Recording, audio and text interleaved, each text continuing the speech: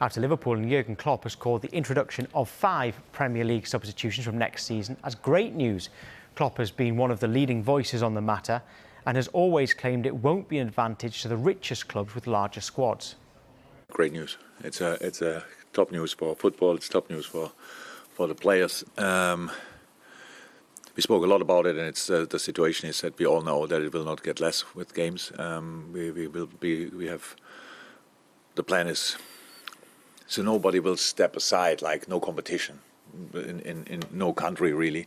And the international games will get more. So European championships will be with more teams. All these kind of things. So for the players will be always more. And with all the things we know about football, we try to help them with recovery as good as we can, and it's much better than it used to be. But still, the games are the most intense part of the week, and at 3 times a week. There's no other sports where you have that for such a long period, and so everything we could do, we can do, we should do, and that's what obviously now the Premier League understood as well, and the Premier League clubs understood as well. And I'm really happy for football and for the players. Liverpool are back in Premier League action tomorrow against Watford, where they could move above Manchester City to the top of the table with a win. In another major boost to Klopp, Trent Alexander-Arnold, who missed the international break with a hamstring strain, could feature and should be fit to face Benfica in midweek before that huge clash with the champions next weekend. I know, and I've heard how it is. Obviously, in this country, it's more than in other countries, I can tell you.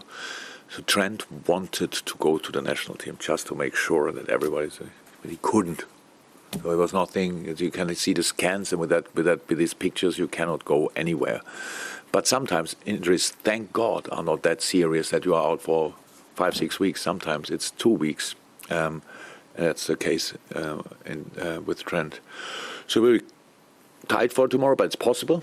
It's possible. Well, after all I hear, because it's different if you are part of team training. It depends on what you did, what could you do before. And he was really with our rehab and fitness department. He was really intense what he did before he trained with us. So physically he should be fine, and I have to make the decision about rhythm and these kind of things. You think now you could definitely be ready for Benfica? I think so. Klopp also told us Mo Salah is more motivated than ever following Egypt's failure to qualify for the World Cup. It's the second time Salah has been beaten by his club teammate Sadio Mane this year, after losing to Senegal in the Africa Cup of Nations final in February as well.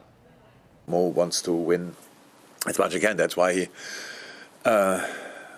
was very, very disappointed about the fact that they couldn't win the one tournament and not qualify for the World Cup. But that's different competitions. So his desire will rather be bigger now than lesser. And so he's a very smart person.